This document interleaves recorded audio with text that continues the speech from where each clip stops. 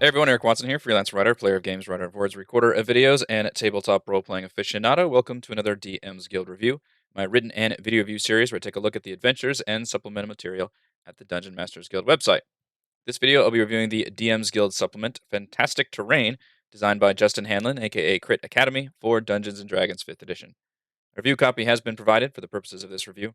If you enjoy my videos, consider using my affiliate links for your DM's Guild shopping and supporting me via patreon.com/roguewatson. Shoutouts to my platinum patrons, Andrew, Joe, Will, Tiny Dancer, Nick, Andy, Chris, Alberto, and Manuel, and gold patrons, RPG Papercrafts, Charming Grenade, Pretty Boy, Nima, Marco Stade, Vicente, Gilberto, Sean, AK, Cert to be Adam, Dead Lizard Lounge, Sam, Arash, Lumpy Spuds, and Jerome. Thank you all very much for your support. Now, I've reviewed a number of supplements on my DM's Guild review series, including monsters and magic items, and even reviewed a entire book of traps. Never have I reviewed an entire DM's Guild supplement of just hazardous terrain. And it says fantastic, which, I mean, it is really good. I think it is kind of fantastic. But in terms of it's magical, it's supernatural, it's fantastical terrain. But even the word terrain is stretched to include basically just zones, which I think terrain is probably the better word to use rather than a zone or area. But this could include like an alchemy laboratory room with a bunch of bottles everywhere. Basically, any kind of area that could have some kind of supernatural uh, impact to it. And it's a great collection. It's got over 50 of these hazards, and they're all pretty good. Like, I was pretty impressed with this entire supplement. It's got a good layout to it. The font is not my favorite. It's kind of plain, but I like the use of art. There's a ton of content here, and I really like the flavor text that's included as these kind of intermittent sidebars, which are written, I guess, by just random adventurers. There's nothing, the way it looks on the cover and then the way the supplement presents itself, you don't think you're going to get a whole lot of personalization in terms of, it's not like this is Volo's guide to terrain, or something where you would see those kind of personalized sidebars. But I was really glad to see them. They're fun. They're done in a kind of scroll. There we go. And they're all kind of funny. Some of them are even written like the character is kind of dumb or has an accent or something, which is fun. Some of them can be a little harder to read because of that, unfortunately. But I really like the ideas here. There's a lot of fun things going on. Some of them are purely bad, some of them are purely good, and some of them can be manipulated by both the party and the enemy. So it just kind of creates a more dynamic battlefield for what could otherwise be a straightforward dungeon or area or encounter. Some examples, as I mentioned, the alchemical combustibles is a really neat idea. If you've got a laboratory, you could have it be where if somebody knocks something over, then there's a D6 of all kinds of crazy things that can happen, different explosions or fog clouds or releasing a fairy dragon or something. Other examples are there's like undead empowering desecrated grounds. So every undead gets a buff. They get, advantage or something. And likewise, there's an unhallowed ground version of that, of course. I love the crystal cave that has a bunch of cluster bombs in it. Sort of written down where these are actually come from. There's a lot in here. It wasn't Blast Cloud. Oh, Blood Midge Cloud is a swarm of locusts, which is really fun. So just descend on people and do damage. And I really like that each of these entries has a usage subheading section that describes how a DM could actually use these various areas to great effect. And it gives examples of, how could enemies use this, or how could players use this, or what's a mistake a player could use to get them into trouble. So, for example, for this Blood Locust Cloud, you can destroy it, but if you only destroy like a straight line of it or something, you can actually turn the cloud into two different clouds that then kind of descend on different people. That's kind of an interesting concept to put under usage. It's got a lot of really cool ideas. And then there's a lot of Confused Gravity is great. There's a lot of areas that just empower spells. So there's one that increases like a conjurer's spells, increase that spell slot. There's one that does that for illusion magic. And there's a couple that allow you to have a check. So it gives you an option. And then if you fail, you are saddled with exhaustion or you lose a hit dice. And I really like that concept of hit dice as a more long-term consequence rather than just like taking damage or something, because especially if you're in an environment you're not in combat, taking damage can be a big deal, but a lot of cases it's easy for the party to heal up, especially depending on what kind of level they are. And it makes a good point earlier on during the introduction where if you take away their hit dice, that represents a more long-term use of your overarching stamina because you only get half your hit dice on back on a long rest, and then of course you use hit dice during a short rest. So losing hit dice doesn't seem horrible in the moment, but of course over time it becomes really bad. And I also like the rule where if you don't have any hit dice to lose, then you start accruing exhaustion because that's you basically at the end of your rope. So I love that idea. It's used a few times throughout here instead of just doing damage, which I think is a cool idea. Here we go. The Doomlight crystals are the crystal cluster bombs, which is fun.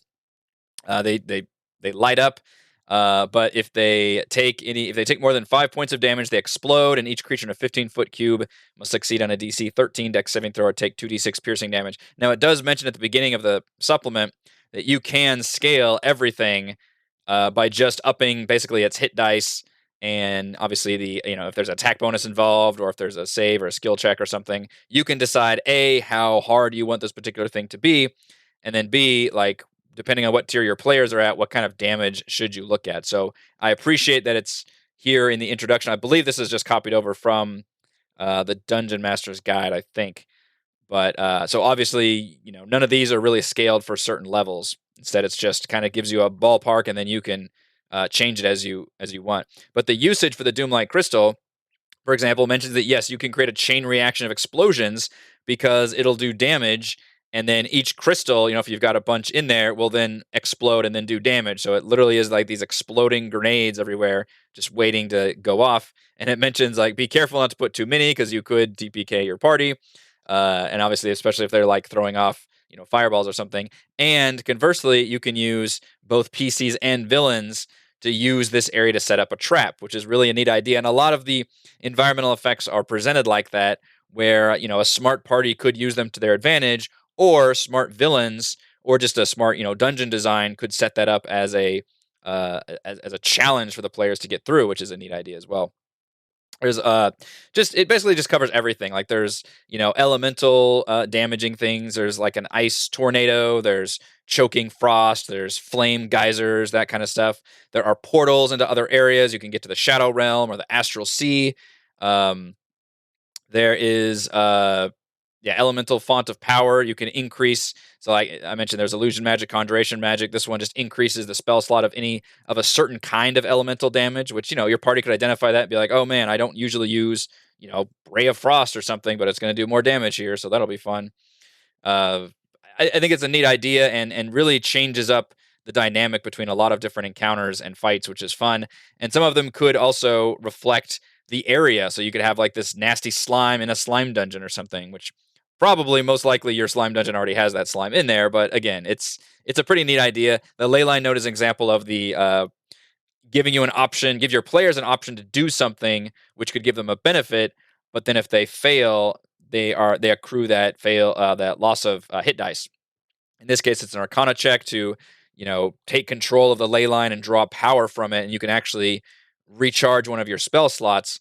But if you fail, I think there's a little bit of a typo here because it says on a failed save, you're not actually making a save, you're making a skill check. Then you suffer exhaustion. Now, I would rule that's pretty damn harsh. If I were doing this particular one, I would rule that that's a pretty high check. If you succeed, you get the thing. If you fail, you don't get anything, but you can't try again. And if you fail by 5 or more, then you start suffering a consequence because you burned yourself out basically trying to absorb some of those energies. I like the teleporting. There's the gravity changing zones. Those are all cool. The only one I honestly had a huge straight up problem with is the Feywild Transpose. This one, you enter the area, you have to make a con saving throw. On a success, you can change colors, like your equipment changes colors. On a failure, your gender is switched for 1d4 days, and you're under the effects of the Charm Person spell as if cast by the first humanoid creature that they see. For 1 day, the creature's first seen by the charmed. The creature first seen by the charmed. There's some awkward sentence structure in here for sure, but I'm letting it as a pass for the whole. It wasn't quite enough to make my con list, but it was close. Is viewed as that creature's true love. This is extremely problematic. First of all, I would never introduce any element at a D&D table that was going to force a character to fall in love with another character. I use like, genie rules at that point. It can't make anybody fall in love with anybody else. That's from Disney's Aladdin. That's problematic, and I think switching genders is incredibly problematic. I get that that's like a gag in one of the Baldur's Gate games where one of your main party members can have that happen to them, but I think you're opening yourself up to all kinds of problems, and it's just gender switching should never be a bad consequence of anything, because for a lot of folks, like, that's part of their life, and that was not at all a failure of theirs. That's who they are, and that makes them a better person. So, and what if you're trans already like that? How do you switch? Which, it gender's not a binary, so don't do this. This is just opening yourself up to all kinds of problems to even include something like gender swapping. Um, and that's one thing. And then the other thing is making somebody fall in love with somebody else. That's also very problem. If you want to do, you can have the charmed spell. The charmed spell does exist in D&D, but all it does is means you are not hostile to the next person you see. So you can have that be an environmental effect, some kind of. I don't think it would be con at that point. It would probably be like wisdom, but you can have them just not be hostile to the first person you see. Which, if you've got a couple of orcs coming at you, suddenly your person is charmed by one of the orcs and can't attack them. That's kind of interesting. Or if you want to really go with the gag funny thing, then make it so you fall madly in love with like a rock or a piece of equipment or like a squirrel or a rat or something like that can be funny and enjoyable for everybody. But don't go down this path. And it's an outlier because it's the only one out of all of these that is even remotely problematic, and it's extremely problematic to the point where I was like, whoa, there's no way I'm including this in my game. But the rest of these are really well done. They're inventive. They're interesting. I was very impressed. Um, I wish the layout was just a little bit better. Like, I wish it was easier to tell where one started and another stopped, for example. I wish the font was a little sexier. I do like if you take the text out, I do like the way the art is used on most pages, and I really like this kind of grayish background that's also used. That all looks very professional. It's just the actual text and the fonts and the headings I have a bit of a problem with. Again, not enough to actually make a my final con list, but I do think it could have looked a little bit better than how it does, but it's pretty cool. I really like the ideas here. I could definitely see myself using some of these in certain areas.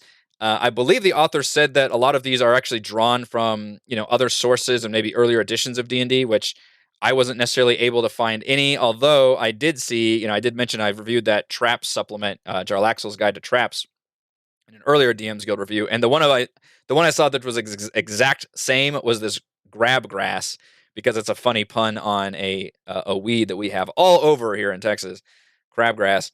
And if you get knocked down, you have to make a strength check, or I guess you are prone. See, when you're knocked down, you are actually prone automatically, and you have to make a check to get out of it. So it just kind of grabs you on. And the usage here, for example, is a great idea because it elaborates on how players will suddenly use the shove action rather than attack just to get people downed, and then as you're hopefully you got multi attack or somebody else can follow up with getting advantage. Excuse me, advantage on the next hit. Or you could use creatures, and it even mentions the boar, elk, or lion. That, for example, knocking people prone is part of their whole attack action. So that becomes a lot more interesting to use those kind of enemies. So that's a good example of how the usage section of all of these really help elaborate. You've got the description, you've got the mechanics, and then you've got, okay, how do I actually apply this to my game? So I think that's a really fun, cool idea, and I really like that. But it is interesting that I found that exact same one in Jarlaxle's Guide to Traps, which had its own hazardous section.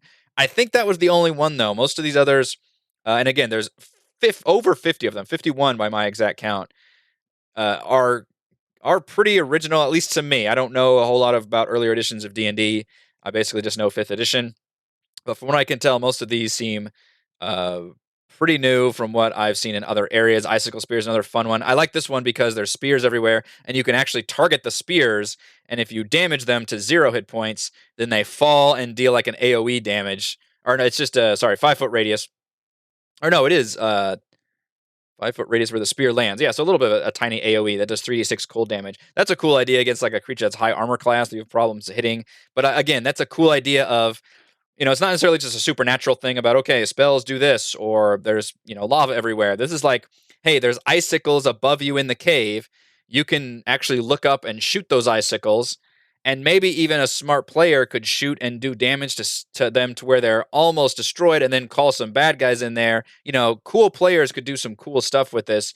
And likewise, or a DM could just set this up as, hey, you're walking through and icicles start falling, and then you look up and notice that there's more that are precariously balanced. So really cool ideas all throughout. I really like a lot of these concepts, different, from doing damage to giving the players different options to empowering their spells / opponent spells. A lot of these things can be done either or. They're not all just bad ways to hinder your players. They're actually ways to just change encounters to make them more interesting and more dynamic for both the DM and the players versus otherwise just, hey, roll initiative, I hit you, you hit me kind of a thing. So I think there's a lot of really cool ideas here, and I am a pretty big fan.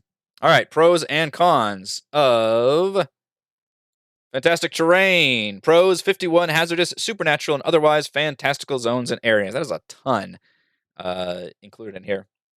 Pro: every zone includes usage notes for tips on how to use them. That's amazing. I really like that because as a DM, I can read something and kind of start formulating ideas. But as soon as I see what the author's intent is, then my mind really starts going about, okay, here's how a PC could use them. Here's how a party can use them. Here's how an enemy can use it. And here's how both can manipulate each other to use that same thing. And Pro, I really enjoyed the fun flavor text by these random, adventurers that are just included throughout here. And there's a pretty good chunk of them. They're all pretty long and fun. They're very jokey. I wish they were all a little bit better written in terms of like more just easier to read and understand because you're already having to kind of read through the cursive font. But honestly, they're a lot of fun. I really enjoyed it.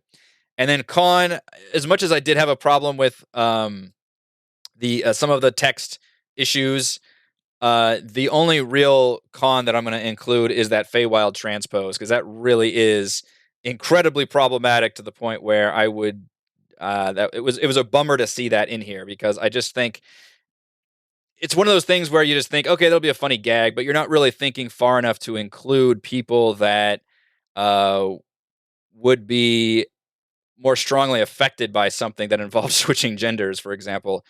And just the whole, and regardless of that, I think the falling in love with other like humanoids is you're going to open yourself up to a lot of problems doing that. So I didn't like that one idea at all.